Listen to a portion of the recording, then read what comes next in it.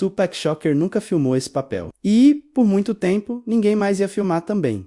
Quando John Singleton terminou de escrever o roteiro de Baby Boy, ele não tinha nenhum estúdio esperando, nenhum ator confirmado, nenhuma data de lançamento marcada. O que ele tinha era um script escrito especificamente para o homem, que muita gente considera o artista mais importante da cultura hip hop de todos os tempos, e uma notícia que destruiu esse plano completamente. Tupac Amaru Shakur foi assassinado em Las Vegas em setembro de 1996, com apenas 25 anos de idade, e o roteiro que Singleton escreveu para ele ficou guardado numa gaveta por anos.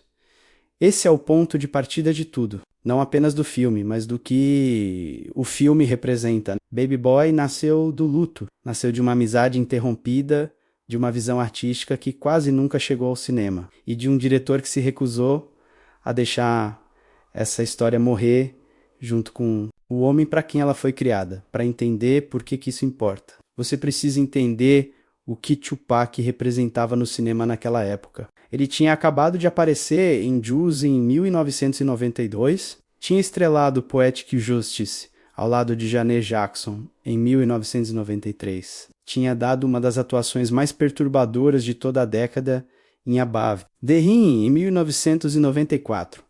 Críticos que relutavam em levar o hip-hop a sério eram forçados a reconhecer que Tupac tinha algo que não se ensina numa escola de teatro. Uma presença física e emocional que a câmera simplesmente não conseguia ignorar. Singleton já sabia disso. Os dois tinham conversado sobre trabalhar juntos, e quando Singleton começou a desenvolver a ideia que se tornaria Baby Boy, havia apenas um ator que ele via interpretando Jody. Então Tupac morreu. E o projeto congelou. O que Singleton fez nos anos seguintes foi o que qualquer cineasta talentoso faz quando perde a âncora central de um projeto pessoal. Ele trabalhou em outras coisas. Dirigiu Rosewoods em 1997, um filme sério e subestimado sobre o massacre de uma comunidade negra na Flórida em 1923. Trabalhou em Shaft em 2000, um projeto de estúdio muito diferente do tipo de cinema que o tinha, colocado no mapa. Mas o roteiro de Baby Boy continuava existindo. E a história que ele queria contar, essa história específica sobre homens jovens negros em South Central Los Angeles, sobre paternidade irresponsável, sobre amor disfuncional, sobre o que acontece quando um homem se recusa a crescer, essa história não foi embora. A virada aconteceu de um jeito que ninguém teria previsto. Tyrese Gibson. Em 2001, era conhecido principalmente como o jovem bonito que tinha aparecido num comercial da Coca-Cola aos 18 anos, que tinha virado um rosto familiar da MTV e que tinha lançado um álbum de R&B. Ele não era um ator. Não tinha treinamento formal, não tinha créditos de destaque em filmes. Não era o tipo de nome que entrava numa conversa sobre quem poderia preencher um papel que havia sido criado para Tupac Shakur. Mas Singleton o viu, e algo no que Singleton viu fez ele acreditar que Tyrese tinha o que o papel exigia.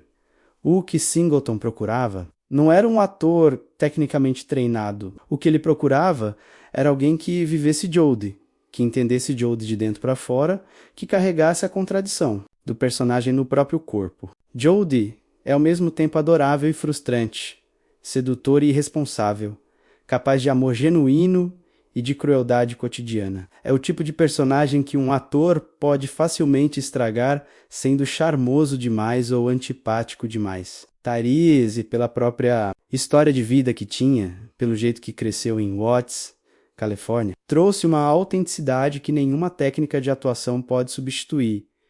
Ele não estava interpretando esse mundo. Ele tinha nascido dentro dele. O processo de desenvolvimento do projeto depois que Tyrese entrou foi, por todos os relatos, intenso. Singleton não estava interessado em fazer um filme de entretenimento superficial sobre South Central. Ele estava interessado em fazer um argumento, uma tese, uma declaração sobre a psicologia de uma geração inteira de homens negros americanos. O título do filme não é apenas o nome de um personagem, é um diagnóstico: Baby Boy, um menino em corpo de homem. Alguém que cresceu fisicamente, mas ficou preso emocionalmente num estágio infantil de desenvolvimento.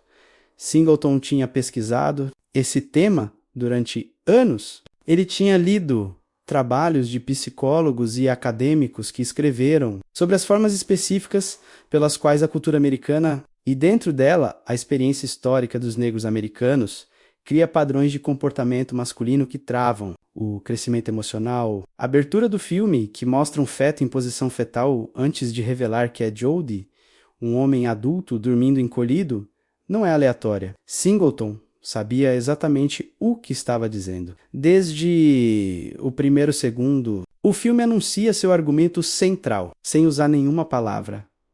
Há também outro nível nessa abertura que não pode ser ignorado. Tupac está presente no filme de uma forma muito específica e muito deliberada. A música Hail Mary toca em um dos momentos mais carregados da narrativa.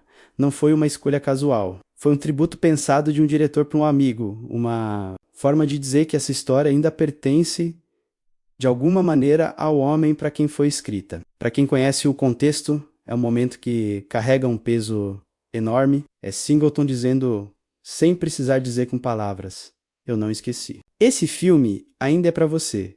A produção foi montada com uma filosofia clara. Nada de sets construídos em estúdio. Nada de locações que imitassem South Central. Singleton queria filmar nas ruas reais, nas casas reais, no bairro real. A câmera de Charles Mills captou South Central com uma intimidade documental que você não encontra em filmes de Hollywood que tentam representar esses ambientes de fora para dentro. As texturas, as cores lavadas pelo sol do verão de Los Angeles, os quintais, os carros, os rostos das pessoas que não são atores, mas que aparecem no fundo de cada cena. Tudo isso compõe uma realidade que o filme carrega como uma segunda pele. Baby Boy foi escrito, dirigido e produzido por Singleton. Ele não dividiu o crédito de roteiro com ninguém. Esse é o último roteiro original que ele escreveria sozinho.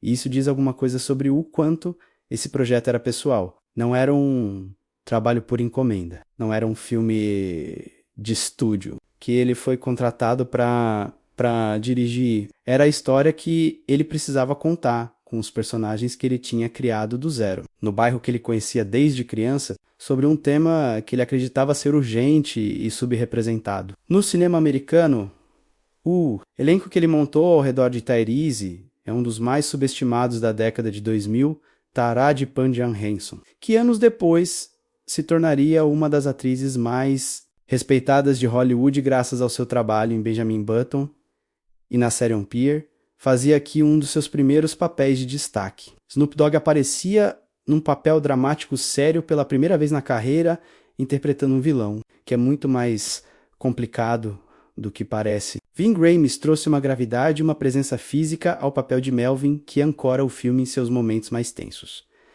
A Jay Johnson, como Juanita, a mãe de Jody, entregou uma performance que rouba cenas de formas que a maioria das pessoas não percebe na primeira vez que assiste.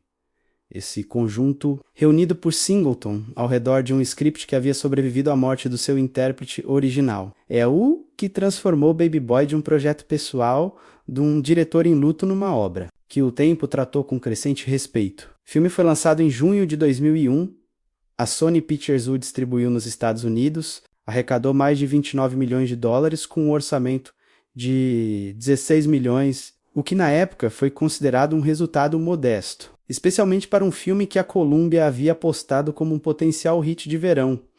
A recepção crítica foi dividida. Críticos brancos de publicações mainstream tenderam a ter dificuldade com o protagonista, achando Jody difícil de suportar, o que diz menos sobre o filme e mais sobre a falta de repertório desses críticos para personagens. Masculinos negros complexos que não são simpáticos da maneira convencionalmente aceitável. Críticos negros e o público negro que compareceu nas primeiras semanas tiveram uma reação muito diferente. Para muita gente, Baby Boy era um espelho, doloroso, preciso, necessário. Mais de 20 anos depois, a conversa sobre esse filme continua. E ela continua porque Singleton tinha razão sobre a história que precisava ser contada. Tinha algo que incomodava. John Singleton fazia anos. Não era raiva exatamente. Era mais parecido com aquela sensação de ver uma conversa importante que nunca acontecia, de assistir o mundo girar em torno de um problema que todo mundo reconhecia, mas que ninguém tinha coragem de nomear diretamente. E Singleton era o tipo de cineasta que, quando sentia essa coceira, ele não escrevia artigos, ele fazia filmes. Em 1991, com apenas 23 anos, ele se tornou o cineasta mais jovem e o primeiro negro a ser indicado ao Oscar de melhor diretor. O filme era Boys in the Hood. Se você nunca viu, precisa entender o que aquele filme significou. Não era apenas um drama de bairro bem executado, era um choque cultural. Era uma câmera apontada para South Central Los Angeles, com uma honestidade que o cinema americano mainstream nunca tinha tentado. Era o filme que colocou Ice Cube, Maurice Chestnut e Cuba Gooding Jr. no mapa. Era o filme que fez a Academia de Hollywood sentar e prestar atenção num diretor negro de 23 anos de Inglewood, Califórnia. O sucesso de Boys in the Hood abriu portas, mas também criou uma armadilha sutil que Singleton passaria anos tentando escapar. Quando você faz um filme extraordinário sobre um assunto muito específico, muito cedo na carreira, o mundo inteiro passa a te definir por ele. Singleton passou os anos 90 navegando entre projetos que tentavam e nem sempre conseguiam capturar a mesma força daquele primeiro trabalho. Poetic Justice, em 1993, com Janet Jackson e Tupac, tinha momentos genuinamente bonitos, mas não atingiu o mesmo impacto. Higher Learning, em 1995, era ambicioso e muitas vezes poderoso, mas dividiu os críticos. Rosewood, em 1997, talvez seu trabalho mais sério e mais subestimado da década. Recebeu respeito, mas não audiência. Shaft, em 2000, foi um sucesso comercial, mas não era o tipo de cinema que o tinha feito famoso. E então, entre um projeto e outro, havia o roteiro de Baby Boy, esperando o que Singleton estava processando ao escrever esse roteiro. Não era apenas a história de um personagem fictício. Era uma teoria, uma observação sobre padrões de comportamento que ele tinha visto repetir ao longo de toda a sua vida em South Central, entre os homens que ele conhecia, nos relacionamentos que ele tinha observado de perto. A teoria era esta, que uma geração inteira de homens negros americanos havia sido criada para nunca crescer emocionalmente. Não porque esses homens fossem preguiçosos ou ruins, mas por conta de uma combinação específica de forças históricas, culturais e familiares que produzia homens adultos que funcionavam emocionalmente como crianças, dependentes, reativos, incapazes de assumir responsabilidade genuína, presos num ciclo de prazer imediato e fuga das consequências. Singleton chegou a fazer referências ao trabalho de pensadores que escreveram sobre masculinidade negra americana. A influência do trabalho da psiquiatra e ativista Dr. Frances Cress Welsing, que escreveu sobre os efeitos do racismo sistêmico na formação psicológica do homem negro americano, pode ser sentida em toda a estrutura temática do filme. Isso não é interpretação. Singleton falou publicamente sobre as leituras e pesquisas que embasaram sua escrita. Baby Boy não é um filme que surgiu de uma intuição vaga. É um filme construído sobre uma tese, e cada personagem, cada cena, cada escolha de roteiro serve. A essa tese, de alguma forma, a pergunta que Singleton fazia, a pergunta que o filme faz sem nunca verbalizá-la de forma didática, é esta: por que tantos homens jovens em comunidades negras americanas chegam à vida adulta sem as ferramentas emocionais para construir algo sustentável? Por que o ciclo de paternidade ausente, de relacionamentos instáveis, de violência como resposta padrão ao estresse continua se reproduzindo de geração em geração? E mais importante, o que seria necessário para que um homem preso nesse ciclo encontrasse uma saída?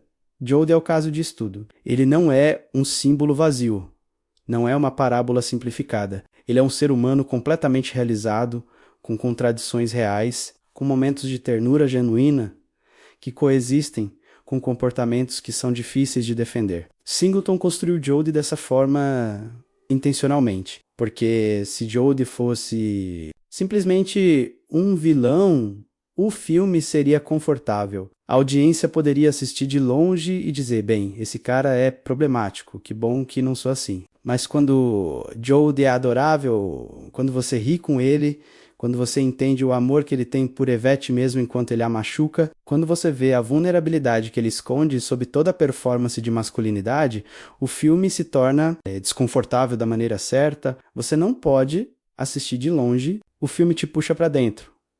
Essa foi uma escolha artística consciente de Singleton. E é a escolha que separou Baby Boy de dezenas de outros filmes sobre comunidades negras americanas que foram feitos antes e depois dele. O cinema americano tinha uma longa tradição de retratar homens negros do gueto de duas formas, ou como vítimas trágicas do sistema, ou como ameaças perigosas a serem temidas. Baby Boy se recusou a aceitar qualquer um desses dois modos. Joe é um homem jovem com agência, com inteligência, com amor, com falhas. Ele é responsável por suas próprias escolhas, mesmo quando essas escolhas foram moldadas por circunstâncias que ele não escolheu. Essa complexidade é o coração do filme. O processo de escrita foi, segundo Singleton, profundamente influenciado pela morte de Tupac. Não apenas no sentido óbvio de que o luto pelo amigo alimentou a urgência emocional do projeto, mas também porque Tupac era, na visão de Singleton, o exemplo mais visível e mais trágico do próprio fenômeno que o filme examina. Um homem de talento extraordinário, de inteligência fora do comum, preso num ciclo de comportamentos autodestrutivos, que ele sabia que eram autodestrutivos e que mesmo assim não conseguia ou não quis parar. A contradição de Tupac, o homem que gravou Dear Mama e também glorificou a violência. O homem que lia livros de filosofia e também carregava armas. Essa contradição é a contradição de Jodie em escala maior. Há uma linha direta entre o que Singleton sentiu ao perder Tupac e o que ele colocou no roteiro de Baby Boy. Não é um filme de luto explícito. Não tem nada no script que diga diretamente este filme é dedicado a Tupac.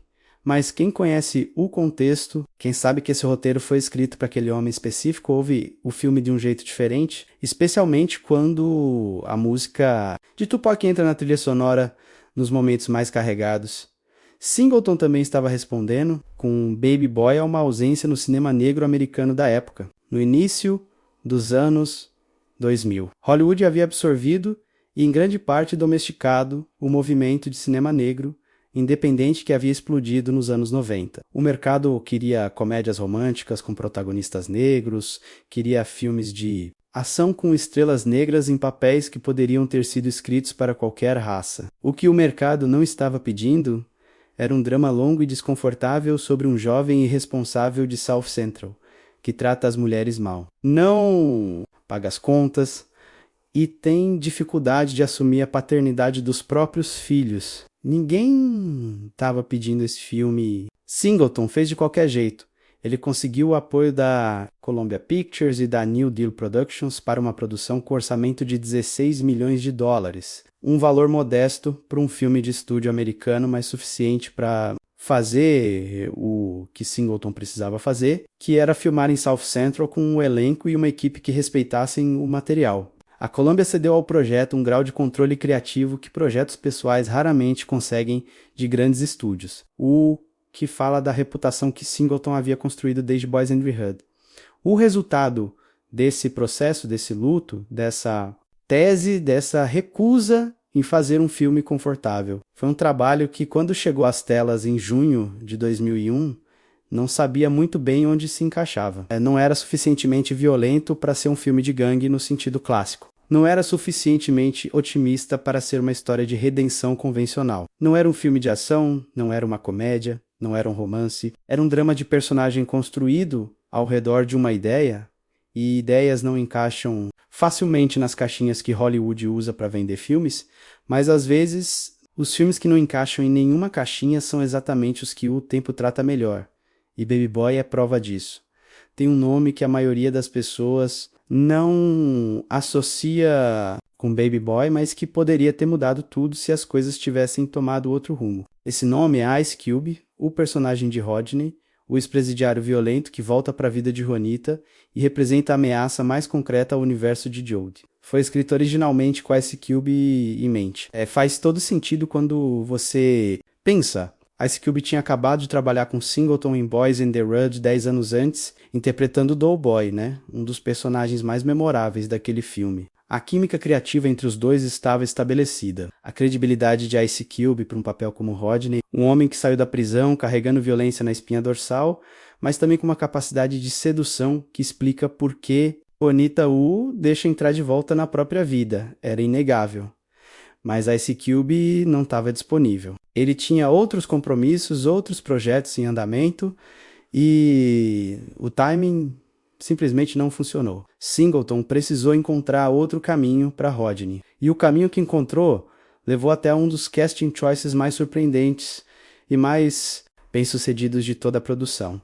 Snoop Dogg em 2001 era muita coisa, mas ator sério de drama não estava na lista. Ele era o arquiteto do ganguista rap do oeste americano. O homem que tinha aparecido no álbum Dogg Style de Dr. Dre em 1992 e virado fenômeno praticamente da noite para o dia. Ele tinha aparecido em filmes antes, mas em papéis menores, geralmente versões ficcionais de si mesmo. O rapper famoso que entra em cena, faz graça e sai. Ninguém havia pedido a Snoop Dogg se transformasse num personagem genuinamente ameaçador e psicologicamente complexo numa produção de estúdio. Singleton pediu. E o que Snoop entregou como Rodney é uma das coisas mais subestimadas de toda a filmografia da dupla. Rodney não é um vilão de carteirinha. Ele é um homem que o sistema destruiu e reconstruiu errado, que sabe ser encantador quando precisa e violento quando decide, que tem uma espécie de lógica interna perturbadora, que faz sentido dentro dos próprios termos dele. Snoop trouxe para esse personagem algo que nenhum ator de formação convencional poderia ter trazido da mesma forma. Uma credibilidade vivida que você sente na pele. Quando o Rodney olha para Jodie com aquele sorriso calmo que não chega aos olhos, você acredita na ameaça, não porque Snoop está atuando ameaça, porque Snoop simplesmente é presença, e Singleton soube colocar essa presença no lugar certo.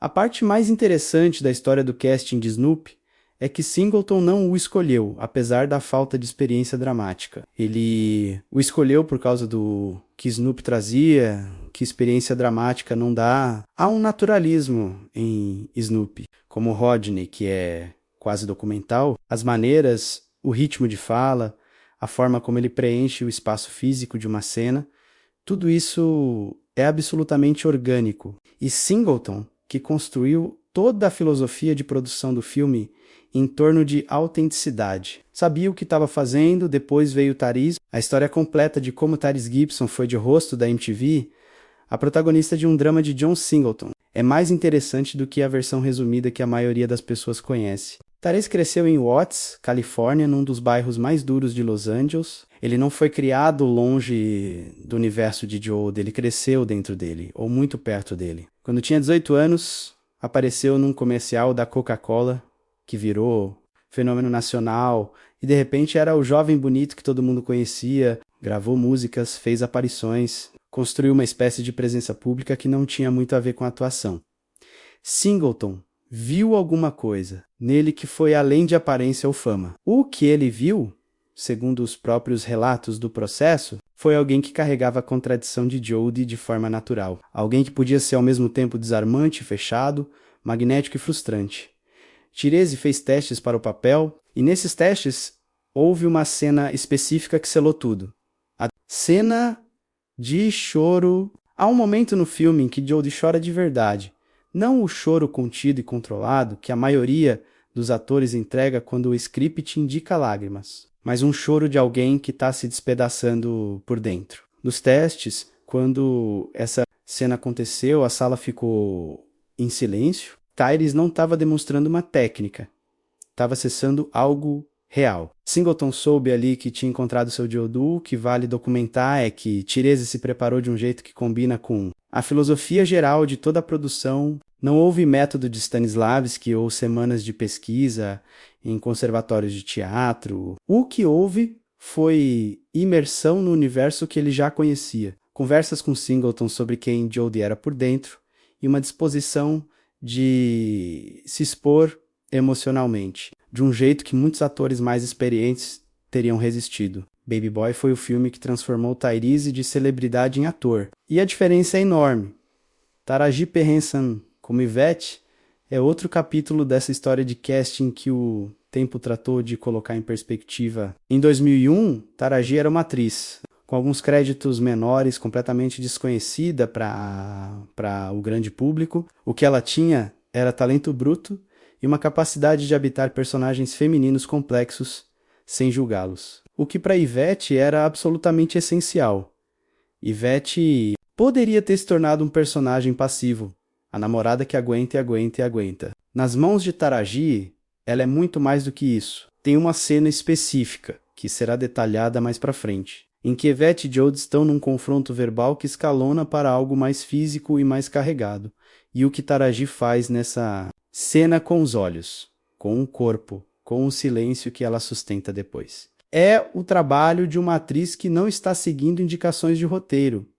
Está vivendo um momento. Singleton soube disso na hora. E quem assiste Baby Boy sabendo quem Taraji P. Henson se tornou depois, com sua indicação ao Oscar por O Curioso Caso de Benjamin Button em 2009 e sua presença dominante em On Pier. Sente uma satisfação particular em rever essa performance. Ela já era tudo aqui, a indústria só levou mais tempo para perceber Omar Gooding como Sweet Pea, o melhor amigo e parceiro de aventuras de Jodie. Traz ao filme uma energia que em outros contextos poderia parecer cômica, mas que Singleton usa com precisão. Suitipeia não é alívio cômico, ele é o espelho mais direto de Jodie, o companheiro que compartilha os mesmos padrões de comportamento, mas sem nenhum dos conflitos internos que pelo menos tornam Jodie consciente em algum nível de suas próprias contradições. As cenas em que Suitipeia diz em voz alta coisas que Jodie pensa, mas não diria, e Omar carrega essa função narrativa com uma leveza que esconde o quanto o personagem está fazendo trabalho temático pesado. A Dee Johnson, como Juanita, a mãe de Jodie, é talvez o membro do elenco cujo processo de preparação mais se encaixa com a filosofia geral do filme. Johnson, que tinha aparecido anteriormente em House Party no início dos anos 90. Mergulhou no papel de uma forma que ia além do que o script exigia. Há relatos de que ela passou tempo significativo em South Central, conversando com mulheres da geração de Juanita, mulheres que tinham sido mães muito jovens, que tinham criado filhos praticamente sozinhas, que agora chegavam a uma fase da vida em que queriam finalmente viver por elas mesmas e descobriam que os filhos adultos não estavam prontos para deixá-las ir. Essa pesquisa aparece no filme. Juanita não é uma mãe de roteiro. É uma mulher com uma história inteira que existiu antes da primeira cena e que vai continuar existindo depois da última. E então tem Ving Rhames. Rhames, em 2001, era conhecido principalmente por seu trabalho em Pulp Fiction como Marcellus Wallace. O papel que estabeleceu para sempre na memória coletiva sua combinação particular de autoridade física e intensidade emocional, como Melvin, o namorado de Juanita, e ex-presidiário reformado que se torna uma espécie de figura paterna involuntária para Jodie. Rhames traz uma dimensão ao filme que equilibra a volatilidade de tudo ao redor. Melvin é o único personagem adulto masculino no filme que chegou do outro lado de algo, que viveu a vida que Jodie e Rodney representam, e encontrou uma saída. Rhames carrega isso no corpo, na voz, na forma como Melvin olha para Jodie com um reconhecimento que não é julgamento. Mas é saber, há relatos de que Rhames sentiu, ao ler o roteiro original, que Melvin tinha ainda mais profundidade do que a versão que chegou ao corte final. Que havia cenas, conversas entre Melvin e Jodie, que aprofundavam a relação entre os dois de formas que o filme final apenas sugere. Isso é algo que será revisitado mais para frente, quando a conversa sobre o que foi cortado e por que precisar acontecer. O que esse elenco tem em comum, de Tyrese a Taraji, de Snoop a Rhames, é que cada pessoa foi escolhida por Singleton, não apesar de quem era, mas por causa de quem era. Cada um trouxe algo da própria vida, da própria história, da própria presença irredutível que nenhum processo de casting convencional teria produzido. E juntos Eles criaram um mundo que o filme habita com uma autenticidade que é difícil de fingir e impossível de fabricar. O filme começa antes de qualquer palavra ser dita. Uma imagem, um feto em posição fetal, flutuando num espaço escuro, envolto numa luz suave que parece quase sagrada. E então a câmera recua, e o que parecia ser uma imagem de ultrassom se revela outra coisa completamente. É Jody, um homem de 20 anos, de corpo grande e jovem, dormindo encolhido na cama como uma criança que nunca aprendeu a ocupar o espaço do próprio tamanho. A câmera fica ali por um momento a mais do que você esperaria, tempo suficiente para que a ideia pouse completamente. Esse homem ainda é um bebê. Essa é a premissa. Esse é o argumento, e foi dito sem uma única palavra. É uma abertura extraordinária, porque ela recusa a condescendência. Singleton não está ridicularizando Jody com essa imagem. Está diagnosticando há uma diferença enorme entre as duas coisas. E o filme inteiro vive nessa diferença. A primeira cena de diálogo coloca Jody e Yvette numa clínica. Ela está grávida. Não é o primeiro filho de Jody. Ele já tem um filho pequeno com outra mulher, uma menina chamada Peanuts, que também tem um filho dele. A cena na clínica não é melodramática. Não há música pesada, não há lágrimas performáticas. Não há discurso sobre a sacralidade da vida. O que há é uma conversa entre dois jovens que estão navegando uma situação para a qual nenhum deles tem maturidade suficiente. Com uma naturalidade que parece colhida de uma câmera escondida mais do que encenada. Singleton filma a cena com uma proximidade que não dá à audiência nenhum espaço para recuar. Você está na clínica com eles. E já nessa primeira cena você entende a dinâmica central do filme. Jody não é mau, não é indiferente. Ele está presente, está segurando a mão de Yvette, está dizendo as coisas certas na superfície. Mas embaixo de tudo isso há uma ausência, uma falta de peso real no que ele diz. Como se as palavras fossem fichas que ele aprendeu a usar sem entender completamente o que compram. E Yvette sabe disso. É você ver no rosto dela que ela sabe e ela fica de qualquer jeito, porque ela ama ele. E porque ela ainda acredita que o homem que ela vê em flashes, o homem que Jody poderia ser, vai eventualmente aparecer de vez. Depois da clínica, o filme expande o mundo de Jody em camadas. Ele mora com a mãe, Juanita, numa casa modesta de South Central, tem 20 anos, não paga aluguel. Não tem emprego formal, faz pequenos negócios informais, vende roupas e acessórios de uma mochila. O tipo de atividade que gera dinheiro suficiente para cigarro e gasolina, mas não para responsabilidade real. A casa de Juanita é espaço dele, mas Juanita está deixando de ser espaço de Jody há algum tempo. Ela tem um namorado, Melvin, e Melvin mora com ela. A chegada de Melvin na vida doméstica de Jody é um dos gatilhos centrais da narrativa. E Singleton a introduz com uma economia de recursos que é elegante. Não há cena de apresentação formal, não há momento dramático em que os dois se encaram pela primeira vez. Melvin simplesmente está lá. Nas manhãs, no banheiro, na mesa do café da manhã, no carro de Juanita, no espaço que Jody inconscientemente ainda considera seu território. E a reação de Jody a essa presença revela mais sobre ele do que qualquer monólogo poderia. Jody não quer um homem na vida da mãe, não porque Melvin seja mau, o que Melvin claramente não é. Jody não quer um homem na vida da mãe, porque a mãe sem um homem é a mãe que pertence inteiramente a ele. É uma dinâmica edipiana que o filme nomeia de forma bastante direta, em certo momento. Sem subterfúgio, sem eufemismo e com um tipo de honestidade que o cinema comercial americano geralmente evita. Singleton estava claramente interessado em dizer a coisa difícil de vez.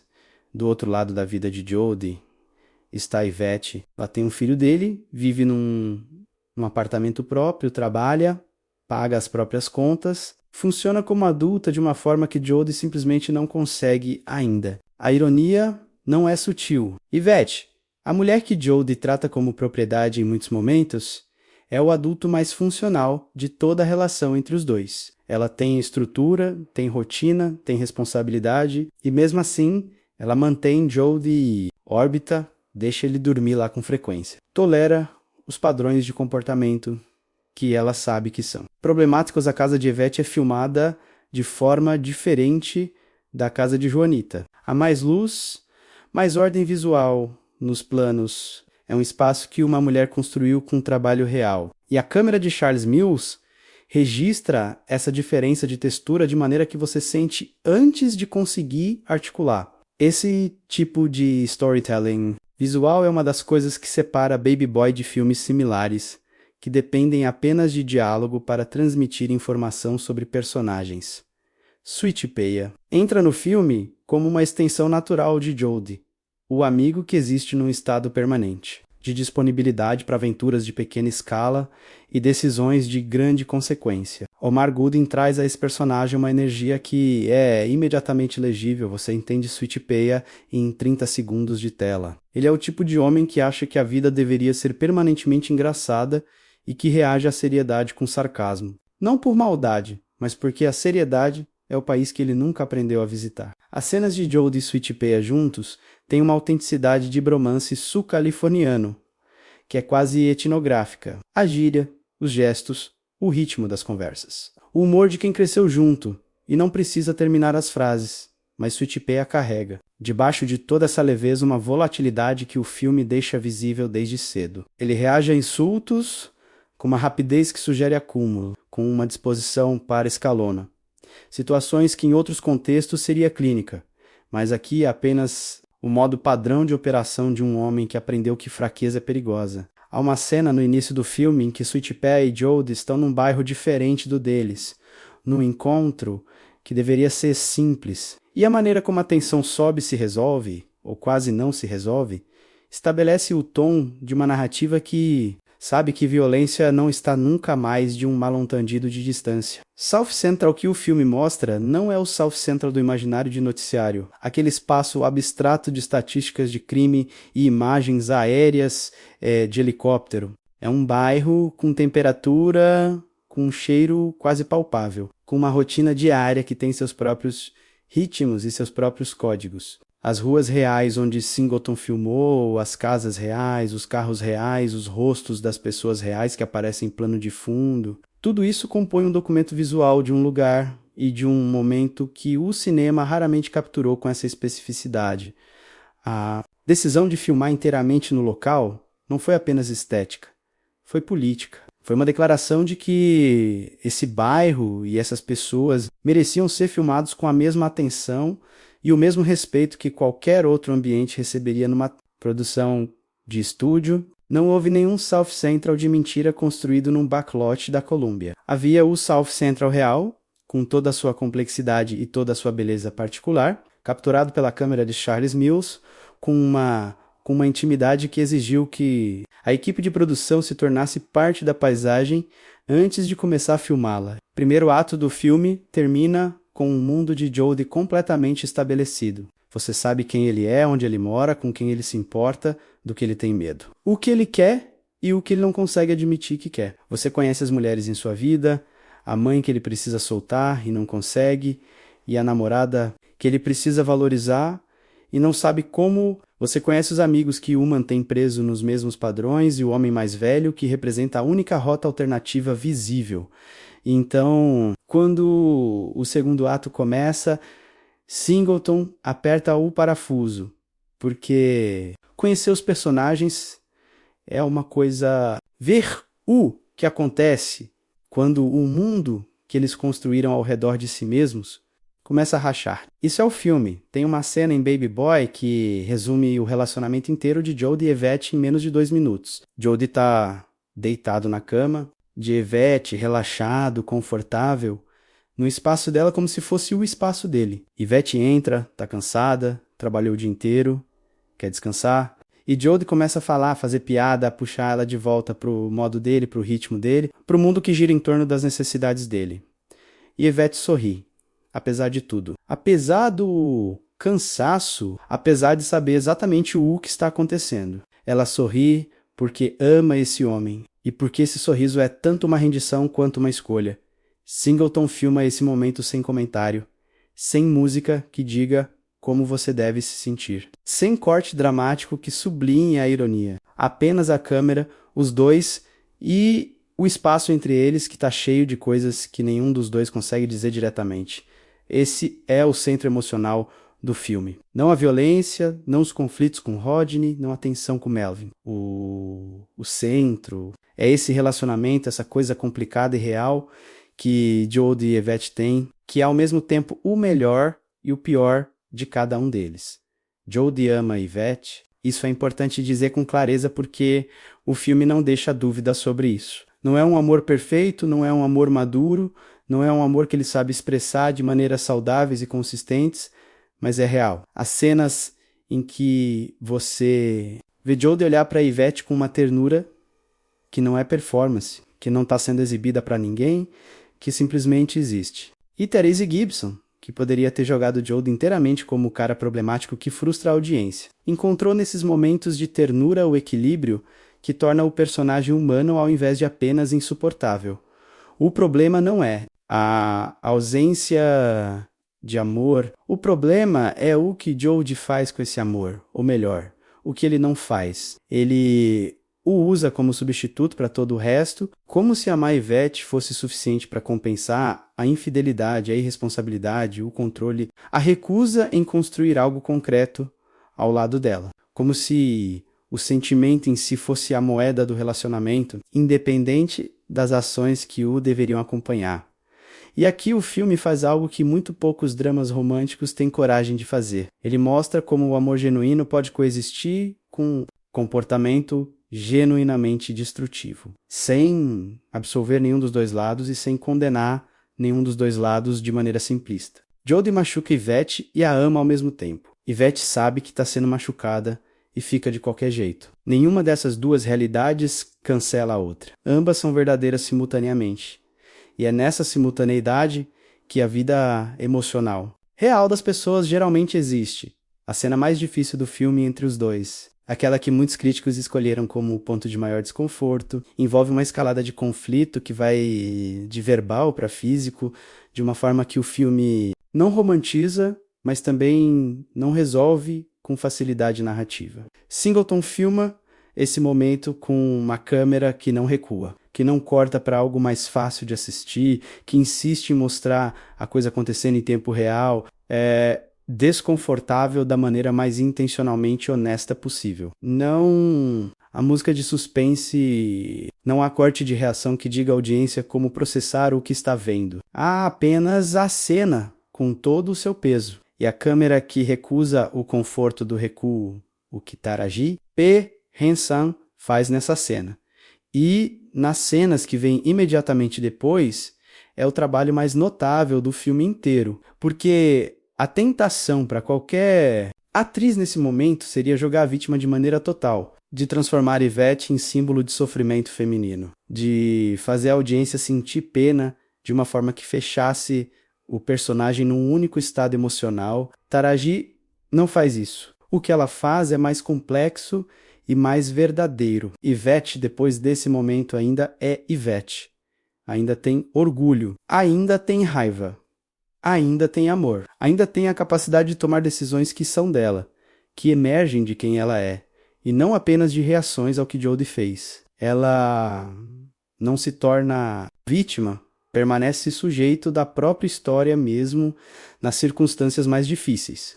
Isso é o que torna Yvette um dos personagens femininos mais bem escritos e mais bem interpretados do cinema americano daquela década. Mesmo que o filme raramente receba esse crédito explicitamente, a dinâmica de ciúme é outro território que o filme explora com honestidade incômoda. Jodie é ciumento de Yvette de uma forma que ele mesmo não consegue articular coerentemente, porque articular lá exigiria admitir que o ciúme não vem de amor, mas de posse, não de medo de perder, alguém mais de medo de perder um território. Há uma cena em que um homem do trabalho de Yvette aparece completamente inocentemente, e o que passa pelo rosto de Jodie naquele momento. Aquela combinação específica de insegurança mascarada, de ameaça, é algo que Thaís se carrega com uma precisão que faz você reconhecer o padrão mesmo que nunca tenha vivido. Essa situação específica, Singleton também não deixa Yvette sem agência nessa dinâmica.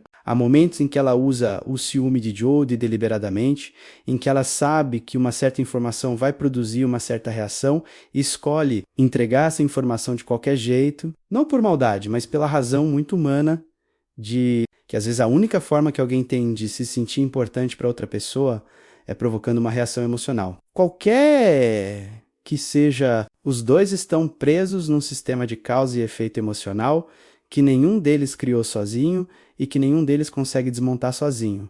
O filho que os dois têm juntos. Jojo, existe no filme como uma presença constante que os dois amam de maneira genuína e que, ao mesmo tempo, nenhum dos dois sabe ainda como priorizar completamente. Jodie é um pai que ama o filho, mas que não organizou a própria vida de maneira a dar a esse amor uma estrutura real. Ele aparece, brinca, faz as coisas de pai que são visíveis e imediatas. Mas as coisas de pai que são invisíveis e contínuas, a estabilidade, a previsibilidade, a construção de um ambiente seguro, essas ele ainda não alcançou. E Yvette cobre a diferença, como cobre tantas outras diferenças entre o que Jodie promete e o que entrega, a performance de Tyrese, nessa parte da narrativa, tem um elemento específico que merece atenção. Há uma vulnerabilidade que ele expõe em Jodie que nunca parece estratégica. Quando Jodie chora, e há aquela cena que já foi mencionada brevemente, é um choro que parece real demais para ser apenas técnica de ator. Singleton confirmou em entrevistas que houve momentos no set em que a linha entre o que Tyrese estava interpretando e o que estava sentindo de verdade era genuinamente fina. Esse tipo de trabalho tem um custo pessoal que não aparece nos créditos, mas que aparece na tela. E aparece em Baby Boy de uma forma que você sente sem conseguir necessariamente nomear que o relacionamento de Jodie e Yvette representa tematicamente. No filme é algo que Singleton articulou em várias entrevistas.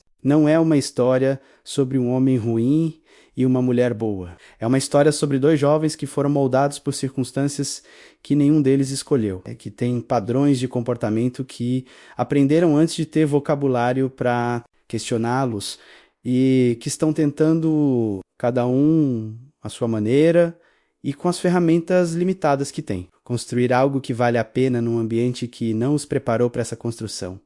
Isso não absolve. Jodie, o filme não tenta absolvê-lo, mas explica de onde vem o padrão. E essa distinção entre absolver e explicar é uma das mais importantes que o cinema pode fazer quando está examinando o comportamento humano complexo, quando o segundo ato atinge seu ponto de inflexão, quando as coisas entre Jodie e Yvette chegam no momento que exige uma decisão real. Não uma promessa, não uma intenção, mas uma decisão com consequências concretas. O filme coloca na mesa a pergunta que havia estado construindo desde a primeira cena na clínica. Esse homem vai crescer? Vai encontrar dentro de si o que precisa para ser o parceiro e o pai que diz querer ser? Ou vai continuar sendo o bebê que a câmera mostrou na abertura? A resposta que o filme dá não é simples.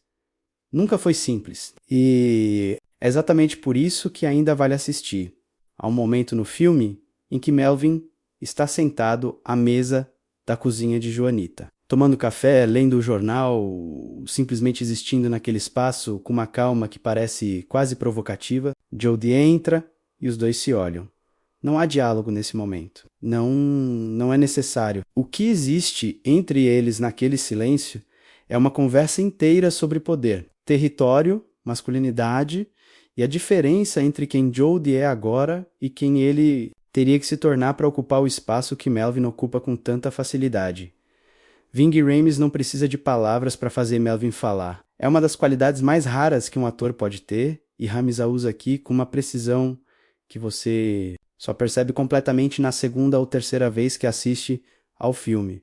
Melvin é o personagem mais estrategicamente posicionado de toda a narrativa. Ele é o que Rodney poderia ter sido se tivesse tomado outros caminhos. É o que Jodie precisaria se tornar se quiser uma vida que vale alguma coisa. É o homem que saiu do outro lado, de uma existência violenta, e encontrou algo mais sólido para construir, e ele carrega todo esse peso sem nunca fazer discurso sobre isso, sem nunca se colocar como exemplo, a ser seguido, sem nunca usar sua própria trajetória como moeda de autoridade moral sobre Jodie.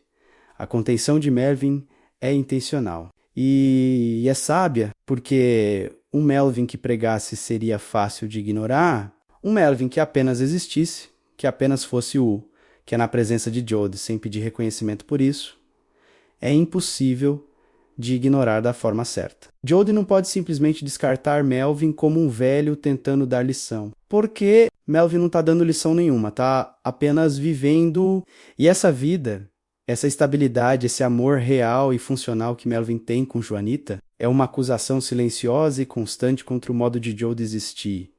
A relação entre Melvin e Jodie tem camadas que o filme vai revelando gradualmente. No começo, é pura hostilidade territorial da parte de Jodie, a rejeição instintiva ao homem que ousou entrar no espaço materno. Mas há uma cena no meio do filme, numa conversa que acontece no momento de relativa trégua entre os dois, em que Melvin diz algo a Jodie que é ao mesmo tempo simples e devastadoramente preciso. Não vou reproduzir o diálogo diretamente, mas a substância é esta, que ser homem não é o que você faz com seus inimigos, mas o que você constrói para as pessoas que você diz amar. Jodie ouve, não concorda em voz alta. Provavelmente não concorda em voz alta porque concordar exigiria admitir que Melvin tem razão. E admitir isso seria admitir o quanto ele está falhando. Mas você vê que ouviu, você vê que alguma coisa pousou. Ramis falou em entrevistas sobre como o roteiro original de Singleton para Melvin era ainda mais rico do que o que chegou ao corte final. Havia cenas que exploravam a história de Melvin com mais profundidade, que mostravam especificamente o que ele havia feito no passado e o processo pelo qual havia se transformado. Essas cenas, segundo o que foi documentado, foram cortadas durante a edição por razões de ritmo e duração. O resultado é que Melvin, no corte final, é um personagem ligeiramente mais misterioso do que Singleton originalmente pretendia. O que funciona de certa forma, mas também deixa uma sensação de que há uma história inteira debaixo da superfície que o filme apenas sugere.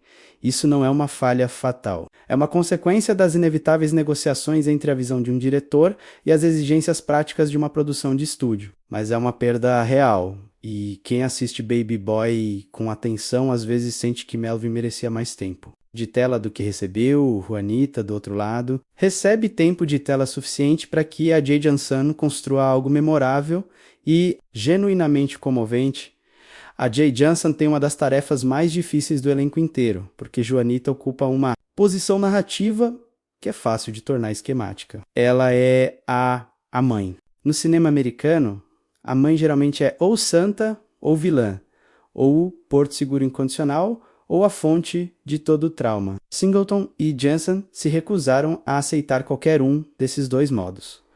Juanita é uma mulher que teve um filho muito jovem. Criou esse filho praticamente sozinha. Fez isso com amor genuíno, mas também com uma série de escolhas que, olhando para trás, ela pode ver que contribuíram para quem Jodie se tornou. Ela o amou de uma forma que às vezes era proteção e às vezes era sufocamento. Ela cobriu suas deficiências de formas que às vezes eram cuidado e às vezes eram sabotagem do crescimento que ele precisava fazer. E agora com Melvin, ela está finalmente tentando construir uma vida que seja dela, não apenas em função de Jodie, e Jodie não consegue deixar isso acontecer sem resistência. Dinâmica mãe e filho em Baby Boy é descrita em termos que o cinema raramente usa com essa franqueza. Singleton coloca na boca de um personagem, em dado momento, uma referência direta ao complexo de Édipo, ao vínculo psicológico entre mãe e filho, que quando não é adequadamente resolvido na adolescência, continua operando na vida adulta, de maneiras que atrapalham o desenvolvimento emocional e relacional do homem. É uma referência que poderia parecer didática demais, que poderia soar como um roteirista inserindo sua pesquisa diretamente no diálogo, mas Singleton a coloca num contexto tão natural, numa conversa que flui tão organicamente do que os personagens estão vivendo naquele momento, que funciona.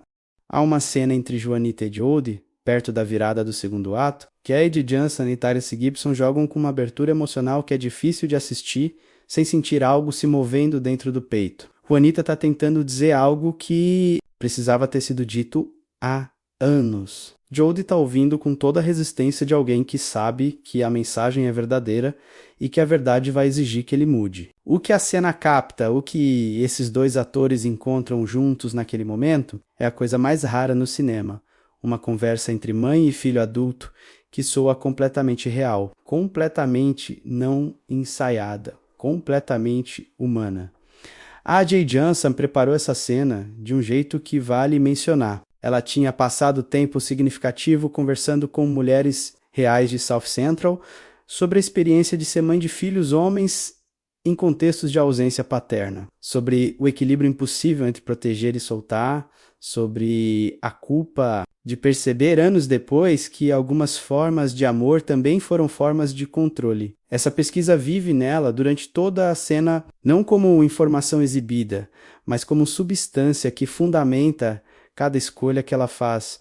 Juntos, Melvin e Juanita representam no filme uma possibilidade, não uma utopia, não um modelo perfeito de relacionamento, mas uma demonstração de que é possível chegar ao outro lado, das circunstâncias que criaram Jodie e Rodney e ainda construir algo com significado. Eles não têm uma relação sem conflito, não vivem numa bolha protegida das mesmas forças que operam no resto do filme. Mas eles têm algo que nenhum outro casal no filme tem.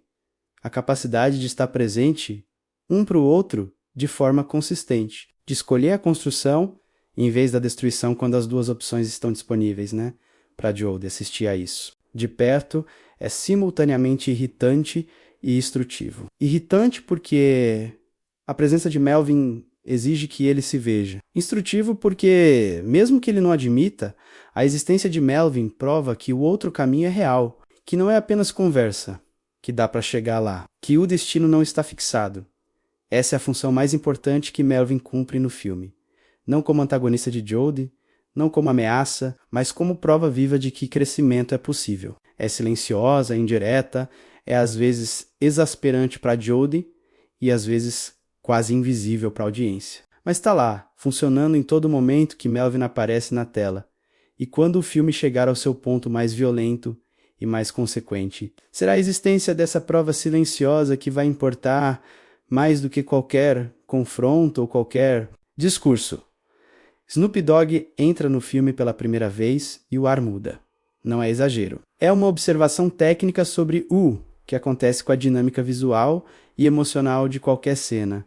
Quando Snoop Dogg como Rodney aparece nela, há uma qualidade na presença dele que é difícil de catalogar usando o vocabulário convencional de crítica cinematográfica. Porque não é exatamente atuação no sentido que escolas de teatro ensinam. É algo mais parecido com gravidade. Uma força que reorganiza tudo ao redor dela sem precisar se esforçar para isso. Rodney é apresentado de forma gradual, quase lateral. Você o ouve antes de vê-lo com clareza. Você sente o efeito que ele tem sobre Juanita antes de entender completamente quem ele é. E quando Singleton finalmente o coloca em plano completo, quando a câmera de Charles Mills fica com Rodney, tempo suficiente para que você o leia. O que você vê é algo que o cinema de gangster americano raramente consegue. Um vilão que você entende completamente, sem que isso o torne menos ameaçador. Rodney passou anos na prisão. O que a prisão fez com ele não é mostrado em flashbacks, não é explicado em diálogo expositivo. Está no corpo dele. Está na forma como ele ocupa o espaço, na vigilância constante dos olhos, na economia dos movimentos, no sorriso que aparece rápido demais e desaparece da mesma forma. Há uma cena em que Rodney está sentado num cômodo com outras pessoas, e mesmo em silêncio, mesmo sem fazer nada, é o ponto de maior tensão da cena. Isso é presença, isso é o que Singleton foi buscar em Snoop Dogg e o que Snoop entregou. De maneira que excedeu qualquer expectativa razoável que qualquer pessoa poderia ter tido de um rapper fazendo seu primeiro papel dramático sério.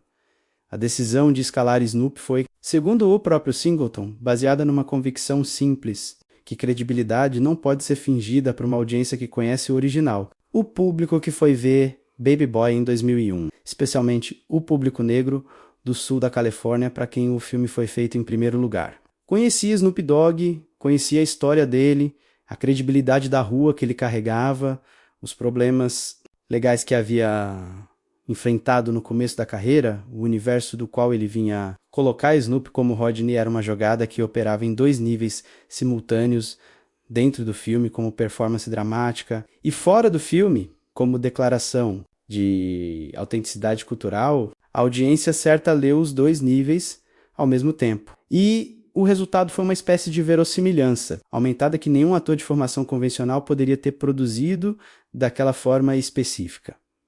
O que torna Rodney complexo. O que o impede de ser apenas o vilão funcional que a narrativa precisaria para criar tensão. É que Singleton escreveu nele uma lógica interna, que faz sentido nos próprios termos dela. Rodney não é violento por maldade abstrata. Ele é o produto de um sistema que o processou e devolveu quebrado de formas específicas. A prisão americana não reabilita. Isso não é opinião, é dado documentado. E Rodney é o que acontece. Quando um homem com problemas sérios de impulso e controle passa anos num ambiente que pune qualquer demonstração de vulnerabilidade e recompensa a disposição para a violência. O que saiu do outro lado é um homem que aprendeu muito bem as lições erradas, mas há também, enterrada debaixo de tudo isso, uma capacidade de afeto que Rodney tem por Juanita que é real. Singular torce isso de formas perturbadoras ao longo do filme, mostrando como amor e controle podem estar tão entrelaçados no mesmo conjunto de comportamentos, que a pessoa que os experimenta, tanto quem oferece quanto quem recebe, tem dificuldade de separá-los. Rodney ama Juanita da única forma que sabe amar, que é uma forma possessiva, territorial, às vezes violenta. E Juanita tem uma história com esse homem que não se apaga simplesmente porque ela decidiu seguir em frente com Melvin. O passado não desaparece, porque o presente é melhor. Ele continua operando, continua puxando, continua complicando. Sweetpeia e a ameaça que ele representa dentro da narrativa funcionam de uma forma diferente, mas igualmente importante. Omar Gooding construiu um personagem que na superfície parece o companheiro de aventuras engraçado de Jodie, mas que vai revelando ao longo do filme uma dimensão mais sombria, com uma gradação que é muito bem calculada. Sweetpeia não é problemático de maneira óbvia e imediata. É problemático da forma que pessoas que cresceram naquele ambiente reconhecem. Ele toma decisões impulsivas que têm consequências para todo mundo ao redor, sem necessariamente processar o custo dessas consequências antes de agir. Há um incidente envolvendo Sweetpeia no segundo ato que muda a equação de segurança de Jodie de forma drástica. Não vou detalhar o que acontece com a especificidade de um spoiler completo, porque a forma como Singleton constrói para esse momento e o que vem depois dependem de você não saber exatamente quando vai acontecer. Mas o que posso dizer é que esse incidente coloca Jodie numa posição em que as abstrações da masculinidade do bairro, o código não escrito de lealdade e retribuição que ele cresceu, respeitando, de repente tem consequências que chegam à sua porta de forma muito concreta e muito perigosa. É nesse ponto que Rodney e a ameaça que ele representa param de ser apenas um problema doméstico e se tornam uma questão de sobrevivência. A colisão entre as duas linhas de tensão, a tensão do relacionamento com Yvette e a ameaça externa representada por Rodney. É o que Singleton usa para construir o terceiro ato do filme, e é aqui que Baby Boy se afasta mais claramente da estrutura de drama doméstico e se aproxima de algo com tonalidade de thriller.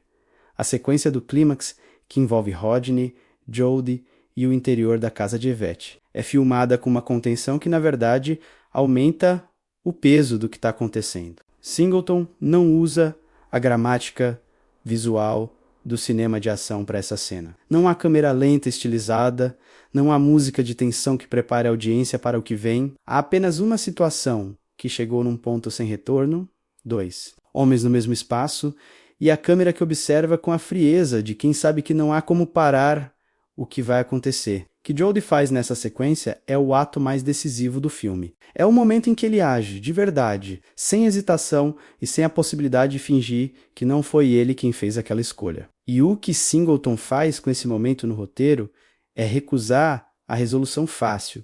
Não há música triunfal depois. Não há cena de alívio onde todos respiram fundo e sorriem. O que há é o peso do que foi feito pousando sobre Jodie de forma silenciosa e imediata. E Therese carregando esse peso no rosto de uma forma que dispensa qualquer diálogo. A violência em Baby Boy não é gratuita e não é glorificada. Isso precisa ser dito explicitamente porque é uma distinção que separa o filme de muitos outros que navegam território similar. A violência aqui tem consequências reais que o filme não permite que a audiência esqueça. Tem peso moral, tem custo emocional e, mais importante, ela emerge de um contexto que o filme passou o tempo todo construindo. De modo que, quando acontece, não parece um evento de gênero, mas uma consequência lógica de um conjunto específico de circunstâncias e de escolhas humanas específicas.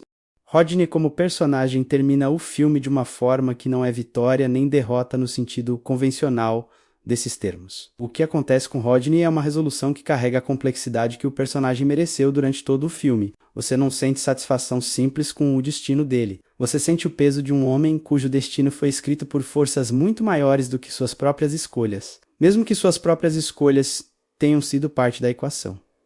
Snoopy Dogg nunca mais faria um papel dramático com esse nível de comprometimento e complexidade. Há algo irônico e um pouco triste nisso. Baby Boy prova de forma definitiva que havia um ator real dentro daquele músico. Alguém capaz de sustentar uma presença dramática num filme de John Singleton com atores do nível de Ving Rhames e Taraji P. Henson, que essa performance não tenha resultado em mais oportunidades dramáticas sérias para Snoopy é uma das pequenas perdas que o cinema da época cometeu sem perceber.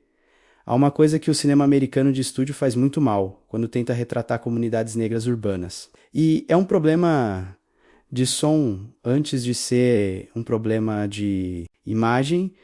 O som tá errado, a música tá errada. A trilha sonora cheira a decisão de marketing, a committee approval. Alguém no escritório em Burbank escolhendo faixas que representem a ideia que Hollywood tem de como South Central soa, em vez de como South Central realmente soa. Baby Boy não comete esse erro. Nem de longe, a decisão musical de John Singleton para esse filme começa com uma escolha que parece simples, mas que carrega um peso enorme. Tupac tá na trilha sonora, não de forma discreta, não numa faixa de fundo que você percebe apenas se estiver prestando atenção. Tupac tá ali de forma deliberada, colocado num momento específico do filme que Singleton escolheu com o cuidado de alguém que sabe que essa escolha vai ser sentida de formas que transcendem a função musical convencional. Hail Mary aparece num dos momentos mais carregados da narrativa. Se você conhece a música, se você sabe o que Tupac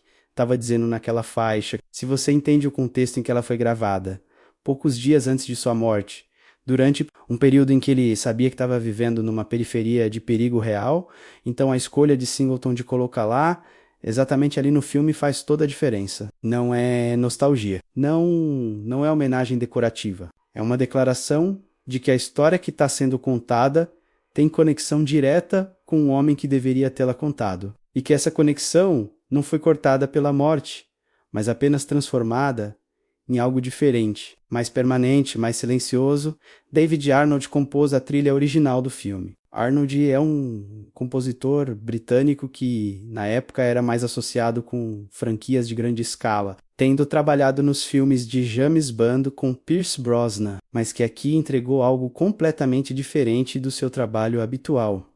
A partitura de Baby Boy é contida e deliberada, construída com instrumentação que complementa a textura visual do filme sem nunca competir com ela. Não há momentos em que a música de Arnold tenta te dizer que sentir. Ela cria atmosfera, sustenta estados emocionais, e depois recua quando a cena precisa respirar por conta própria. Mas o componente musical mais importante do filme não é a trilha original, nem mesmo a escolha de Tupac. É o uso de R&B e hip hop, contemporâneo da virada do século como tecido sonoro do universo dos personagens. O que as personagens ouvem, o que toca nos carros, nos quartos, nas festas que aparecem em cena, tudo isso foi curado com uma atenção à especificidade cultural, que você não encontra em filmes que tratam a música de comunidades negras como elemento decorativo intercambiável. O som de Baby Boy é o som de South Central em 2001. E isso é um dado de produção que contribui para a autenticidade geral do filme de uma forma que é difícil de quantificar, mas impossível de ignorar. Charles Mills, como diretor de fotografia, fez escolhas que definem visualmente o filme de maneiras que continuam sendo influentes. A fotografia de Baby Boy é quente, saturada com o amarelo e laranja do sol de Los Angeles que bate em paredes de stucco e asfalto ao longo de dias longos de verão. Não há o desaturado cool que o cinema independente americano dos anos 90 havia popularizado como linguagem visual padrão para dramas urbanos. Mills escolheu uma paleta que é simultaneamente honesta sobre as condições materiais do bairro e generosa com a beleza que existe ali. A luz específica do final da tarde, em South Central, os quintais com flores, as cores das roupas, os reflexos em carros bem cuidados, que são um dos poucos objetos de investimento real acessíveis para homens jovens sem acesso a capital. Essa escolha fotográfica é política da mesma forma que a decisão de filmar em locação é política. Ela recusa a estética da pobreza como missão estética em si, não está interessada em fazer South Central parecer miserável para que a audiência branca de classe média se sinta adequadamente chocada ou adequadamente comovida. Está interessada em mostrar como o lugar realmente parece para quem vive ali, com toda a sua humanidade e toda a sua beleza dentro das condições que existem. A câmera de Mills, elas têm uma qualidade de observação, que às vezes parece mais documentário do que ficção. Há planos no filme, especialmente nos exteriores, em que a câmera parece descobrir a cena ao invés de executar uma decupagem pré-planejada. Isso não é acidente. Singleton e Mills trabalharam para criar uma mobilidade na câmera que pudesse reagir ao que os atores faziam, que pudesse seguir o momento em vez de impor uma geometria rígida sobre ele. Para um filme construído em cima de performances naturalistas que muitas vezes operavam num território entre roteiro e improviso. Essa flexibilidade da câmera foi essencial. Os interiores do filme, as casas, os apartamentos, os quartos onde grande parte da narrativa acontece foram filmados com uma proximidade que às vezes é quase claustrofóbica. Não há espaço de respiro visual generoso que o cinema de estúdio convencional usa para criar a ilusão de que os personagens habitam. Espaços maiores e mais confortáveis do que a realidade permite. Os espaços em Baby Boy são do tamanho que são... As câmeras estão perto demais para deixar você esquecer isso. E essa proximidade cria uma tensão espacial que serve o drama de formas que uma fotografia mais clássica não conseguiria, a edição. De Bruce Cannon trabalha em conjunto com a fotografia de uma forma que é mais visível pelo que não faz do que pelo que faz. Não há cortes de estilo, não há montagem acelerada que mostre a passagem do tempo de forma estilizada, não há sequências de transição elaboradas. O corte em Baby Boy é funcional e preciso construído para servir as performances e o ritmo das cenas, ao invés de impor um ritmo externo sobre elas. As sequências no filme em que Cannon sustenta um plano por mais tempo do que o confortável, onde você começa a sentir o peso do silêncio ou da pausa, e essa disposição de sentar no desconforto ao invés de cortar para fora dele, é uma das escolhas editoriais mais importantes do filme. Há um componente da linguagem visual que merece atenção específica e que está relacionado com a forma como Singleton e Mills filmaram os homens versus como filmaram as mulheres. Há um olhar da câmera sobre os corpos masculinos, especialmente o corpo de Jodie, que é ao mesmo tempo objetivo e complexo. A câmera olha para Jodie da mesma forma que a câmera de um filme de estúdio convencional olharia para uma protagonista, feminina, com atenção à presença física, ao movimento, ao modo como ele habita o espaço. Isso é intencional. Singleton estava fazendo um filme sobre masculinidade e escolheu colocar a masculinidade sob o mesmo tipo de olhar que o cinema geralmente reserva para a feminilidade. É uma escolha que cria um leve efeito de estranhamento que serve ao projeto temático do filme. As mulheres, por contraste, são filmadas com uma câmera que respeita sua agência dentro da cena. Não há o male gaze exploratório que define a fotografia de tantos filmes sobre ambientes urbanos quando personagens femininas estão presentes. Yvette e Juanita são filmadas como pessoas cujos rostos importam mais do que qualquer outra parte do corpo, cujas expressões são o dado visual prioritário em qualquer cena em que aparecem. Isso também é uma escolha política que reflete o ponto de vista de um diretor que, mesmo quando está examinando criticamente os padrões de comportamento masculino do ambiente que retrata, recusa a reprodução desses padrões na própria linguagem visual do filme. O resultado de todas essas escolhas: a fotografia quente e honesta de Mills, a edição funcional e corajosa de Cannon, a trilha sonora, que é ao mesmo tempo homenagem pessoal e documento cultural, é um filme que soa e parece completamente de dentro do universo que retrata.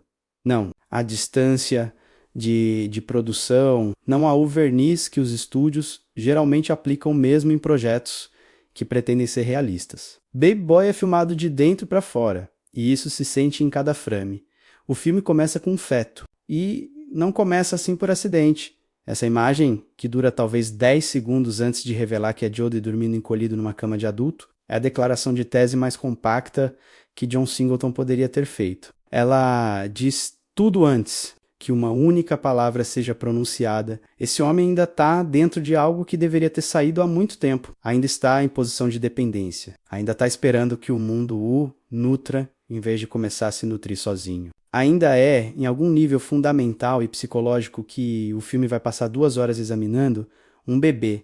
O título Baby Boy funciona em múltiplos registros ao mesmo tempo. Na superfície, é o que Yvette chama de Jodie em momentos de ternura, um apelido de amor que carrega a ambiguidade perfeita entre carinho e diagnóstico. Mas é também o que o filme está chamando de toda uma geração de homens jovens negros americanos que foram criados dentro de estruturas que, com toda a boa intenção do mundo, produziram adultos com ferramentas emocionais de criança.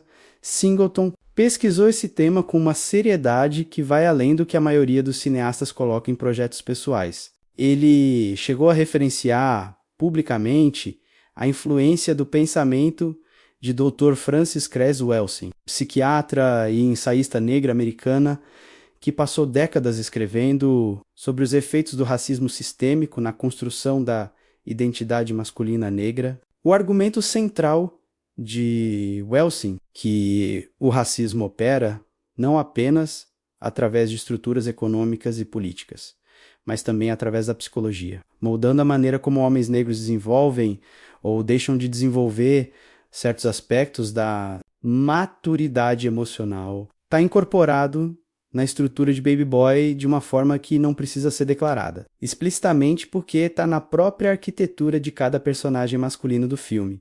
Jodie não é um caso isolado. Isso é o que Singleton quer que você entenda. Sweet Peia tem os mesmos padrões. Os homens que aparecem nas margens do filme, nos grupos de esquina, nas festas, nos carros que passam, todos eles operam dentro do mesmo universo de comportamento que o filme está examinando. Jodie é o caso de estudo central porque é ele que a câmera segue. Mas a câmera poderia ter seguido qualquer um dos outros e encontrado versões da mesma história com variações de detalhe, mas não de estrutura essencial. O conceito de infantilização masculina que o filme explora tem raízes históricas específicas que Singleton, em entrevistas durante o lançamento do filme, articulou com uma clareza que vale recuperar. Em contextos onde a paternidade foi sistematicamente interrompida, onde homens foram removidos ou impedidos de cumprir papéis parentais por gerações. O que acontece é que o modelo de masculinidade adulta que os meninos precisariam observar para desenvolver suas próprias versões desse modelo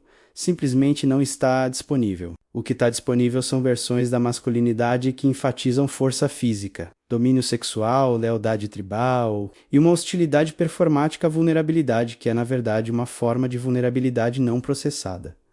Jodie cresceu sem pai. Isso é estabelecido no filme com economia, sem melodrama, sem ser usado como desculpa ou absolvição. Simplesmente acomodado, ele cresceu com Juanita, com o amor de Juanita, com o cuidado de Juanita. E esse amor foi real, mas esse amor também, sem que Juanita tenha intencionado, funcionou como substituto para um conjunto de exigências de crescimento que Jodie nunca precisou enfrentar de verdade, porque Juanita sempre estava lá para amortizar as consequências. O paradoxo do amor materno intenso, sem o contrapeso de uma figura paterna que exige responsabilidade, é que ele pode produzir homens que se sentem amados, mas que nunca aprenderam a ser responsáveis. Melvin existe no filme precisamente para representar o que essa figura paterna poderia ter feito, não porque Melvin seja um pai perfeito, não é, mas porque Melvin representa a exigência, a presença de um homem adulto que não vai amortizar as consequências de Jodie, que não vai cobrir suas deficiências, que vai simplesmente existir como espelho de tudo que Jodie ainda não é. E Jodie odeia Melvin por isso, da forma como qualquer pessoa odeia qualquer coisa que reflete de volta a própria insuficiência. Complexo de Édipo que o filme referencia diretamente. Não é usado no sentido freudiano clássico de atração sexual pela figura materna.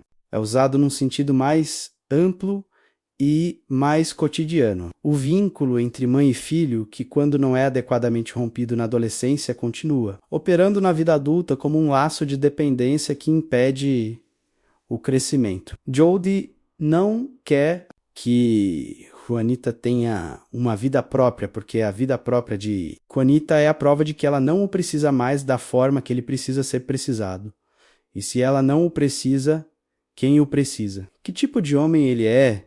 Se a própria mãe consegue viver, sem ele, essa insegurança central, essa incapacidade de separar valor próprio de ser necessitado, é o motor emocional de quase todos os comportamentos problemáticos de Jodie, o ciúme por Yvette. Não vem apenas de possessividade, vem do medo de que, se ela não precisar dele, ele não existirá da forma que importa. A resistência à responsabilidade paterna não vem de falta de amor pelos filhos. Vem do medo de que assumir responsabilidade completa exija soltar a posição de alguém que é cuidado e entrar na posição de alguém que cuida, o que é infinitamente mais assustador.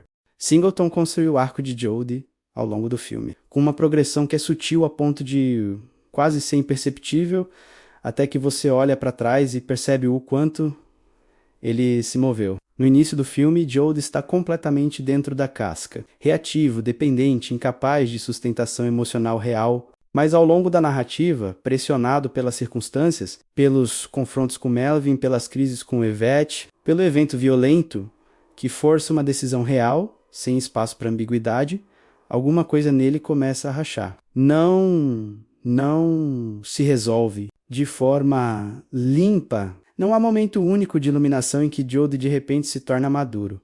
O que há são fissuras, pequenas aberturas onde a luz entra, a cena final do filme, que deliberadamente não vou descrever em detalhe para preservar. A experiência de quem ainda vai assistir usa um conjunto de imagens e de música que retoma e transforma os símbolos estabelecidos na abertura. Singleton fecha o círculo de uma forma que não é resolução no sentido hollywoodiano convencional. Não é o herói transformado que conquistou todos os seus objetivos, mas é algo mais honesto e talvez mais significativo. A sugestão de que crescimento é um processo e não um evento, que não há um momento em que alguém deixa de ser um baby boy e se torna completamente homem, mas que há uma direção que pode ser escolhida e que uma vez escolhida muda o que é possível. Que o filme diz sobre masculinidade negra, não é que ela está quebrada. É que as circunstâncias que a moldaram criaram padrões que serviam a funções específicas de sobrevivência, em contextos específicos, e que esses padrões têm um custo alto quando transportados para o território da intimidade e da responsabilidade. Doméstica é uma distinção importante. Singleton não está patologizando homens negros, está examinando as condições que produziram certos padrões e fazendo a pergunta honesta sobre o que seria necessário para que esses padrões pudessem mudar. Essa é uma conversa que, em 2001, o cinema americano mainstream simplesmente não estava tendo. Havia filmes que mostravam violência em comunidades negras, havia filmes que mostravam o trauma sistêmico, havia filmes que celebravam a cultura, mas havia muito poucos filmes que se sentavam no meio do comportamento masculino problemático de uma comunidade negra específica e o examinavam com compaixão e exigências simultâneas, sem vilificar e sem absolver, sem reduzir a estatística e sem elevar a mito.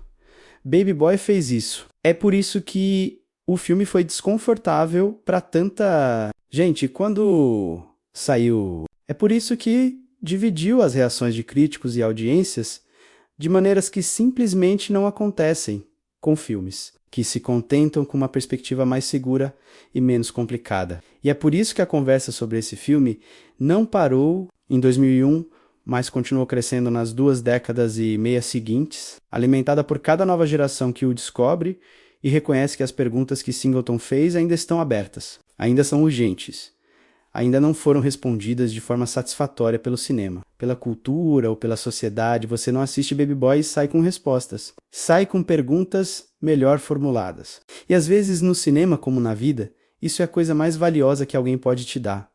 Toda obra de arte merece um olhar honesto. Não o olhar que apenas celebra, não o olhar que apenas critica, mas o olhar que está disposto a dizer as duas coisas ao mesmo tempo, sem que uma cancele a outra. Baby Boy é um filme que merece exatamente esse tipo de atenção, porque seus pontos fortes são genuinamente excepcionais e suas falhas são reais, o suficiente para merecer nome. Então vamos começar pelo que o filme faz de extraordinário, porque há muito a dizer. A autenticidade cultural de Baby Boy é de um nível que o cinema americano de estúdio raramente atinge quando retrata comunidades negras urbanas. Não é apenas que as locações elas são reais. Não é apenas que o elenco é certo. Não é apenas que a gíria e o ritmo de fala e os códigos de comportamento são precisos. É que o filme parece ter sido feito de dentro. Há uma cumplicidade entre o filme e seu universo que você sente imediatamente se você cresceu em qualquer variação desse ambiente ou se você simplesmente já passou tempo suficiente nele para reconhecer o real quando aparece. Singleton não estava representando South Central. Estava documentando algo que conhecia na pele. E essa diferença aparece em cada frame. As performances são o segundo grande triunfo. Tyrese Gibson entregou um trabalho de estreia que jogou qualquer expectativa baseada em sua identidade de popstar pela janela. Ele habita Jodie com uma totalidade que não parece atuação, mas vida. Taraji P. Henson construiu Yvette com uma profundidade que o roteiro sozinho não poderia ter produzido. Ela trouxe camadas de história e de psicologia que tornam o personagem muito maior do que suas páginas no script. Ving Rhames fez de Melvin uma presença que ancora o filme toda vez que aparece. Snoop Dogg provou de uma vez por todas que havia um ator dentro dele que o cinema nunca mais teve a inteligência de usar da mesma forma. O terceiro grande acerto é a coragem temática. Baby Boy diz coisas difíceis sobre padrões de comportamento masculino em comunidades negras americanas que nenhum grande estúdio americano estava disposto a financiar antes desse filme e poucos financiaram depois. Isso não é mérito pequeno.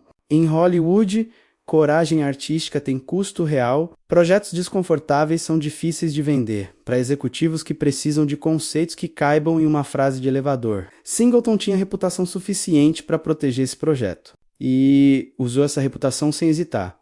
O quarto acerto é a recusa da resolução fácil. Baby Boy não termina com Jodie completamente transformado no modelo de virtude masculina. Termina com a sugestão de movimento, com a possibilidade de mudança, com a abertura de uma janela onde antes havia apenas parede. Isso é infinitamente mais honesto do que a narrativa de redenção completa que um filme de estúdio convencional teria exigido. E é infinitamente mais útil para qualquer audiência que reconhece sua própria experiência no que o filme mostra.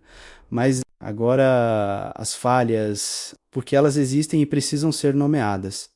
O tratamento das mulheres em Baby Boy é o ponto mais vulnerável do filme e o que mais aparece em análises críticas sérias feitas nas décadas seguintes ao lançamento. Yvette e Juanita são personagens bem escritos e extraordinariamente bem interpretados, mas a narrativa as coloca consistentemente numa posição reativa em relação a Jodie e o que acontece com elas. As decisões que tomam, os momentos de crise, que vivem quase tudo no roteiro, existe em função do arco de Jodie e não em função dos arcos delas. Yvette tem um interior emocional rico que Taraji P. Henson. acessa de forma magnífica, mas o roteiro raramente a coloca no centro de uma cena onde ela exista por conta própria, ao invés de existir como resposta a algo que Jodie fez ou deixou de fazer. Isso não torna o filme misógino no sentido simples do termo. Singleton claramente respeita esses personagens. Claramente tem consciência de como o sistema que está examinando afeta as mulheres. Claramente não está glorificando o comportamento de Jodie com elas. Mas há uma simetria estrutural no roteiro que não pode ser ignorada. O filme que examina os danos que homens como Jodie causam às mulheres em suas vidas. É ainda assim, fundamentalmente, um filme sobre a experiência interna de homens. Como Jodie, as mulheres sofrem, resistem, sobrevivem, amam, e tudo isso é mostrado com respeito, mas elas não têm o mesmo acesso à subjetividade que Jodie tem. A câmera habita a perspectiva dele de uma forma que nunca habita, completamente a perspectiva delas. Isso é uma limitação real que críticas feministas do filme articularam com precisão ao longo dos anos, e é uma limitação que o próprio Singleton provavelmente reconheceria se a questão fosse colocada diretamente a ele, dada a honestidade com que sempre falou sobre seu próprio trabalho. A segunda falha relevante é de ritmo. Baby Boy tem 129 minutos de duração e há momentos no segundo ato em que o filme perde a tensão que havia construído, em que as cenas se repetem em variações de dinâmica sem avançar a narrativa ou aprofundar os personagens de forma significativa. Há uma quantidade de tempo investida na representação do cotidiano de Jodie e Sutipeia, que é justificada tematicamente. Você precisa sentir o peso do tempo que eles desperdiçam para entender o que está sendo desperdiçado, mas que na prática cria segmentos do filme que testam a paciência até de espectadores comprometidos com o material. Isso está diretamente conectado à terceira questão, que é o que foi cortado do roteiro original. Ving Rhames comentou em pelo menos uma ocasião que o Melvin, do roteiro original que ele havia lido, tinha mais profundidade, mais histórico, mais cenas que construíam a relação entre ele e Jodie de formas que o corte final apenas sugere. Se essas cenas tivessem ficado e o ritmo do segundo ato tivesse sido ajustado cortando alguns dos momentos mais repetitivos das sequências de Jodie e Sweetpeia. O filme que chegou às telas poderia ter sido ainda mais forte do que é. A questão das concessões comerciais que Singleton foi obrigado a fazer para a Columbia Pictures é algo que transparece no produto final para olhos atentos. Há uma tensão entre a visão mais austera e mais desconfortável que o filme poderia ter sido e a versão que chegou ao cinema, que tem mais de um momento que parece calibrado para não alienar completamente um espectro mais amplo de audiência. Isso não é acusação, é observação. É todo diretor que trabalha dentro do sistema de estúdio navega esse território. Mas vale registrar que Baby Boy como obra de arte provavelmente existe em algum lugar entre o roteiro original de Singleton e o corte final que a Columbia aprovou, e que esse lugar imaginário seria fascinante de ver.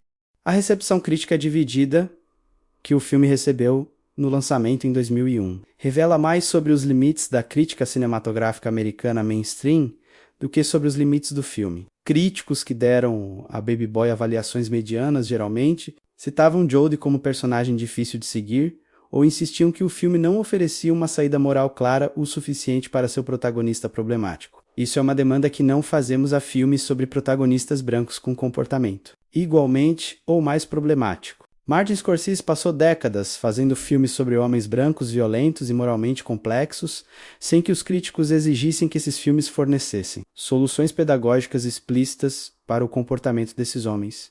A demanda. Por que Baby Boy fosse mais didático, mais claramente moral, mais explicitamente redentor? Diz alguma coisa sobre uma expectativa que ainda existe em partes da crítica de que filmes sobre comunidades negras têm obrigação de ensinar algo ou de resolver algo que filmes sobre comunidades brancas simplesmente têm licença de observar. É uma expectativa que Baby Boy recusou completamente. E essa recusa foi ao mesmo tempo seu ato de maior integridade artística e parte do motivo pelo qual recebeu resistência de certos setores críticos no final. O que Baby Boy é de forma inequívoca É um filme feito com convicção total por um diretor que tinha algo genuíno a dizer e que disse da forma mais honesta que o sistema dentro do qual trabalhava permitia. Suas limitações são reais.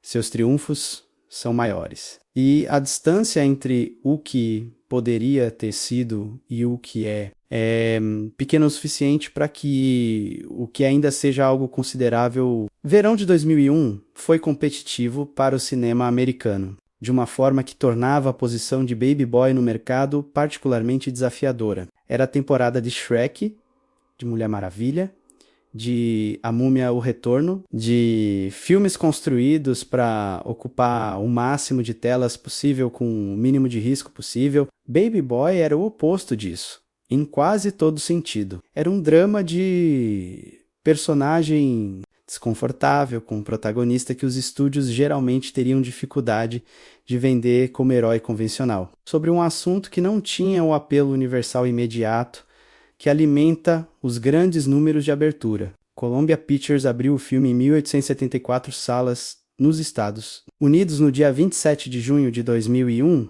O resultado do primeiro fim de semana foi de 8,6 milhões de dólares, que colocou Baby Boy na terceira posição do box office americano naquele fim de semana. Não era o resultado explosivo que um blockbuster de verão produz, mas era um resultado sólido para um drama de orçamento médio que não contava com efeitos especiais. Franquia estabelecida ou estrela de primeiro escalão no sentido comercial convencional do termo, o que aconteceu nas semanas seguintes foi mais revelador do que a abertura. Baby Boy teve uma queda de bilheteria relativamente pequena na segunda semana, o que no jargão da indústria é chamado de pernas, a capacidade de um filme de sustentar a audiência ao longo do tempo através de boca a boca. Filmes que abrem com números modestos, mas caem pouco semana após semana, são filmes que as pessoas estão recomendando umas para as outras, que estão gerando conversas fora das salas de cinema. Baby Boy foi exatamente esse tipo de filme. O total norte-americano chegou a 26 milhões de dólares, com outros 3 milhões aproximadamente adicionados pelo mercado internacional, resultando num total mundial de pouco mais de 29 milhões de dólares, contra um orçamento de produção de 16 milhões.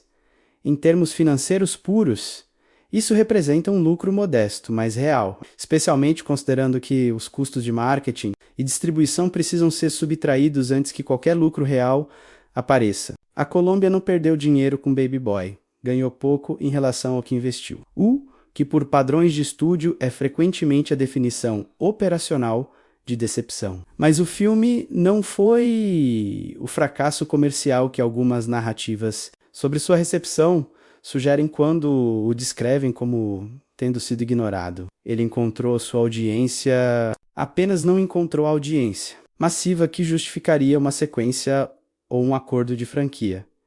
A recepção crítica no momento do lançamento foi o que a indústria chama de mista, que na prática significa que foi boa em alguns contextos e medíocre em outros, dependendo de quem estava escrevendo e de onde. New Rotten Tomatoes. O filme acumulou ao longo do tempo uma aprovação de críticos na faixa dos 70%, um número que subestima a qualidade do trabalho, mas que reflete a divisão real que existiu na recepção original. Os críticos que entenderam o que Singleton estava fazendo, e para quem estava fazendo, geralmente escreveram com entusiasmo. Os críticos que aplicaram ao filme critérios construídos para avaliar narrativas centradas em protagonistas brancos, de classe média, tenderam a ter dificuldade com o material.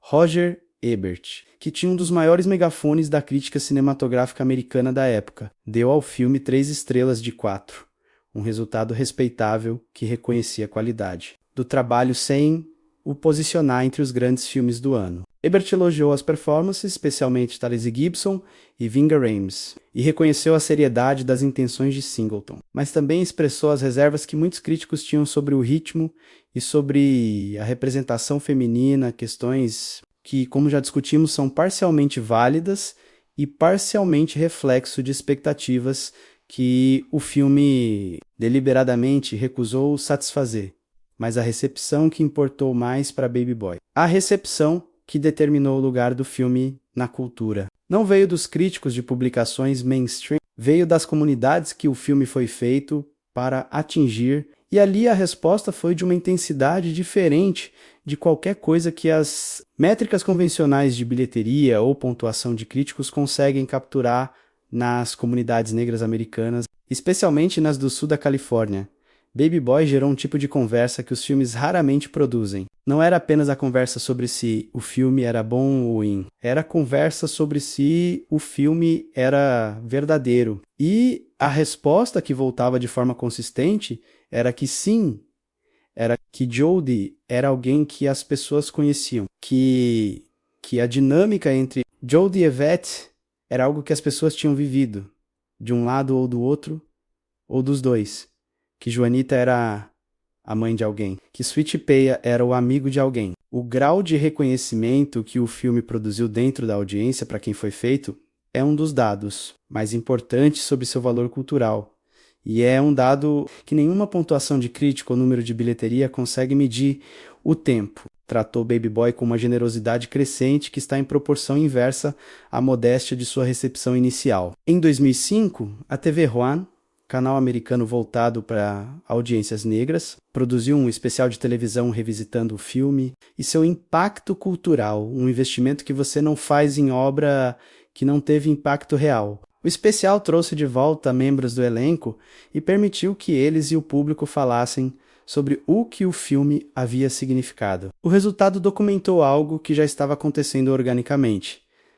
Baby Boy havia se tornado um ponto de referência cultural, um filme que as pessoas voltavam a citar em conversas sobre relacionamentos, sobre masculinidade, sobre paternidade, sobre saúde central, sobre o que significa crescer na era do streaming e das redes sociais. O legado de Baby Boy teve uma segunda vida que Singleton provavelmente não poderia ter antecipado. Completamente quando fez o filme em 2001, o filme circula constantemente no Twitter e no Instagram. Nas plataformas onde comunidades negras americanas têm conversas culturais que antes aconteciam em barbershops e quintais, cenas específicas do filme tornar a missa e referências meme, não da forma trivial em que qualquer imagem pode virar meme, mas da forma em que uma imagem carregada de significado real é usada para nomear situações que as pessoas estão vivendo. A cena em que Melvin e Jodie têm sua conversa mais direta, a cena em que Yvette olha para Jodie de um jeito que diz tudo sem dizer nada, a imagem de abertura do feto, essas imagens existem na memória cultural com uma persistência que prova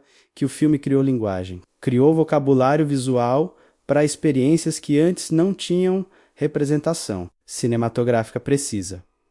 A morte de John Singleton em abril. De 2019 aos 51 anos, vítima de um AVC cerebral, trouxe Baby Boy de volta ao centro das conversas sobre seu legado de uma forma que foi ao mesmo tempo dolorosa e reveladora. Os obituários e as homenagens que circularam depois de sua morte identificaram consistentemente dois filmes como os pilares do que ele havia construído. Boys in the Hood e Baby Boy, não Shaft, não os projetos de estúdio que vinham entre esses dois marcos. Os dois filmes que eram completamente seus, completamente pessoais, completamente construídos sobre coisas que ele precisava dizer sobre o mundo onde cresceu e sobre os homens que esse mundo produzia.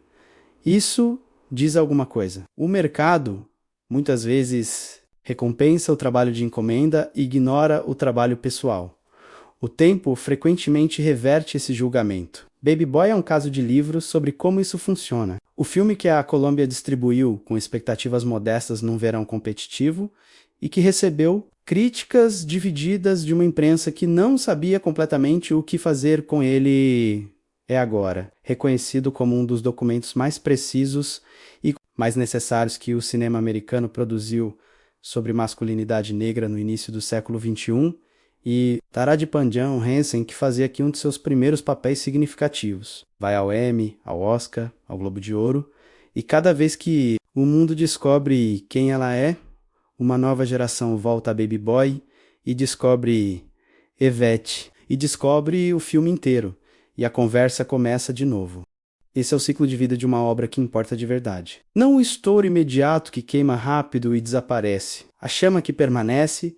Existe uma pergunta que vale fazer antes de qualquer veredicto final sobre Baby Boy, e é uma pergunta que o próprio filme coloca de forma implícita ao longo de toda a sua duração.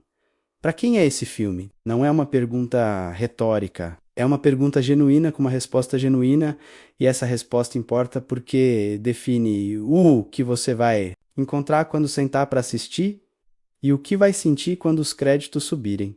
Baby Boy foi feito por John Singleton, para uma audiência específica, para homens jovens negros americanos que reconheceriam Jodie não como personagem de ficção, mas como reflexo para mulheres que amaram ou amam homens como Jodie e que finalmente teriam uma linguagem cinematográfica para nomear o que vivem. Para mães que criaram filhos homens sem pai e que carregam silenciosamente a pergunta sobre o quanto suas escolhas contribuíram para quem esses filhos se tornaram. Para comunidades inteiras que vivem as dinâmicas que o filme examina, mas que raramente veem essas dinâmicas tratadas com seriamente e com compaixão simultaneamente num filme de estúdio americano. Mas o que Baby Boy demonstrou ao longo de mais de 20 anos é que sua audiência é mais ampla do que qualquer definição demográfica consegue capturar. Porque as perguntas que o filme faz sobre masculinidade e responsabilidade, sobre amor e posse, sobre a distância entre quem somos e quem poderíamos ser, sobre o peso das circunstâncias que nos formaram e a agência que ainda temos dentro. Dessas circunstâncias, essas perguntas não pertencem a nenhuma comunidade específica, pertencem à experiência humana num sentido mais amplo. O contexto é self-central, a substância é universal. Então, quem deveria assistir Baby Boy? Qualquer pessoa que já amou alguém que não estava pronto para ser amado da forma que precisava ser amado, qualquer pessoa que reconhece em si mesma padrões de comportamento, que sabe que são destrutivos e que mesmo assim tem dificuldade de parar, qualquer pessoa que já teve que olhar para dentro e se perguntar em que momento exatamente a criança que foi se transformou no adulto que é, e se a transformação foi completa e o que ficou preso no caminho. Qualquer pessoa que se importa com a questão de como comunidades humanas formam e às vezes deformam os homens que produzem, quem vai ter dificuldade com Baby Boy? Quem precisa que os protagonistas dos filmes que assiste sejam simpáticos de maneira convencional, que tomem decisões defensáveis, que demonstrem crescimento consistente e linear? Quem não tem tolerância para personagens que repetem erros, que sabem de algo e mesmo assim não agem sobre esse conhecimento, que amam de verdade, mas machucam de verdade ao mesmo tempo? Se você precisar que o filme te dê razão para torcer por Jodie antes de começar a torcer por ele, vai ser uma experiência frustrante, porque Singleton não está interessado em vender Jodie para você. Está interessado em mostrar Jodie para você com toda a sua contradição intacta e deixar que você decida o que fazer com o que vê. Isso é coragem cinematográfica. E coragem cinematográfica tem um preço que não é pago pelo filme, mas pelo espectador. E nem todo espectador quer pagar esse preço.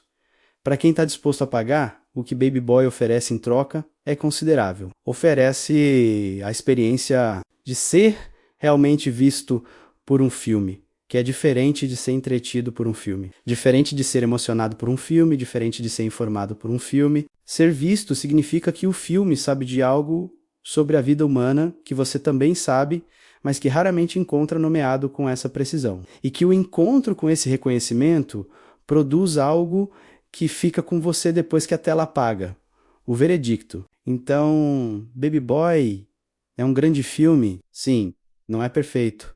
E já foi dito aqui com clareza onde suas imperfeições estão. Mas grandeza no cinema raramente é perfeição. É a capacidade de fazer algo que importa, de uma forma que resiste ao tempo, sobre assuntos que continuam relevantes, além do momento em que foram capturados. Baby Boy tem tudo isso. Tem um diretor no controle de sua visão mais pessoal e mais corajosa. Tem um elenco que entregou trabalho que, no caso de Taraji Gibson e Taraji. P. Han definiu carreiras inteiras e no caso de Snoop Dogg e Ving Rhames. Produziu os momentos mais surpreendentes e mais memoráveis de suas filmografias respectivas naquele período. Tem uma tese que em 2001 era urgente. E que em 2026 continua urgente, porque as condições que Singleton examinou não desapareceram, mudaram em detalhes, continuam em estrutura. O Baby Boy que Jodie representa ainda existe em qualquer cidade americana, ainda existe em variações em qualquer contexto urbano, ao redor do mundo, onde jovens crescem sem os modelos e as estruturas que o desenvolvimento emocional completo exige. O filme não envelheceu porque o problema não envelheceu. E há um elemento final que precisa ser dito sobre Baby Boy que vai além da avaliação cinematográfica propriamente dita. John Singleton morreu em 2019 sem ter feito outro filme no mesmo nível de Baby Boy depois de 2001. Sua carreira depois desse filme foi uma série de trabalhos para Hire, projetos de estúdio competentes, mas genéricos que não tinham a força central dos seus dois grandes trabalhos pessoais. Isso é uma perda real para o cinema americano e é a perda que se sente mais intensamente quando você assiste Baby Boy. Sabendo que esse foi o último roteiro original que ele escreveu sozinho, a última vez que ele colocou sua visão mais pessoal completamente numa tela sem mediação comercial significativa, o que Baby Boy ficou sendo, então, é não apenas um grande filme, mas o testamento cinematográfico de um grande cineasta, o lugar onde Singleton disse o que precisava dizer, da forma que precisava dizer, com os colaboradores certos, no momento certo, sobre um assunto que ninguém mais estava corajoso o suficiente para tocar com essa seriedade e essa especificidade. Que esse testamento tenha chegado tão cedo na carreira, que haja ainda tanto que Singleton poderia ter feito e não fez. É parte da tristeza que envolve o filme quando você o vê com essa consciência, mas a tristeza não diminui o que existe. Baby Boy existe, tá lá, pode ser assistido hoje com a mesma intensidade com que podia ser assistido em 2001. Talvez com mais intensidade porque o tempo deu perspectiva às escolhas que Singleton fez e ao valor do que ele construiu. As performances de Tyrese e Taraji não envelheceram. A fotografia de Charles Mills, ele não envelheceu. A trilha sonora que coloca Tupac, onde Tupac precisa estar, não envelheceu. E as perguntas que o filme faz sobre o que significa crescer, sobre o que significa amar responsavelmente, sobre o que separa um homem de um baby boy. Essas perguntas certamente não envelheceram. Você já viu esse filme? Se não viu, veja, sem pressa, sem expectativa de que vai ser confortável, sem a demanda de que o protagonista seja um herói que você pode torcer sem reservas. Veja com a disposição de sentar com algo difícil, irreal e necessário. Veja sabendo que Tupac deveria ter estado ali, mas que o homem que foi encontrado para contar essa história também a contou de uma forma que o tempo provou ser insubstituível. Veja sabendo que a jovem que interpreta Yvette vai se tornar uma das maiores atrizes da sua geração e que aqui, nesse filme, já era tudo que se tornaria depois. E se você já viu, veja de novo, com o que você sabe agora sobre quem eram essas pessoas, sobre o que esse bairro foi sobre o que a morte de John Singleton, em 2019, significou para o cinema, que ele representava. Veja de novo e perceba as coisas que não percebeu da primeira vez, a câmera que habita Jodie de dentro. A luz dos Andes, que mais capturou como se fosse a última vez que alguém filmaria essa cidade assim. O silêncio que Ving Rhames sustenta, em cenas que outros atores teriam preenchido com um diálogo desnecessário. Baby Boy é o filme que John Singleton precisava fazer. É o filme que o cinema americano precisava ter. E é, mais de 2 décadas depois, o filme que ainda precisamos ver